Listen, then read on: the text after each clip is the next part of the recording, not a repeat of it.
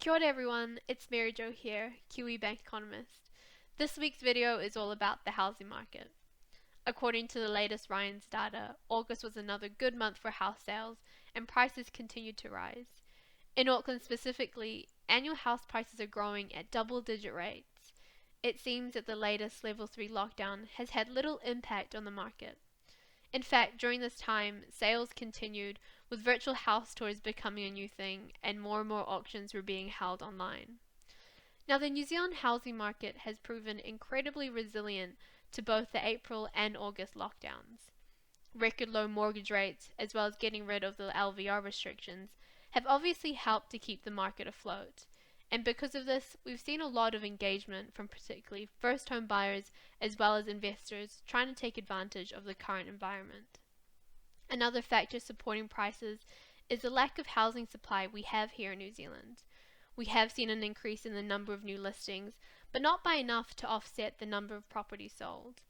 Our chronic housing shortage does indeed put a floor under how low prices can go.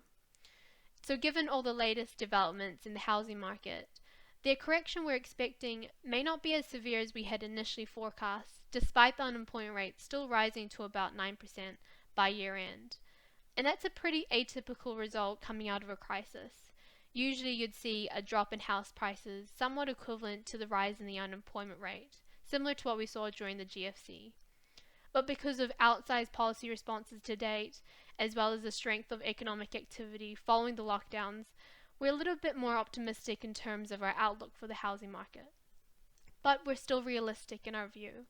We still expect the market to slow down toward the end of the year, mainly because the wage subsidy scheme is set to roll off. As the scheme unwinds, more job losses are expected, and the unemployment rate is set to track higher. And of course, any doubt over future employment will weigh on the decision to buy or invest in housing.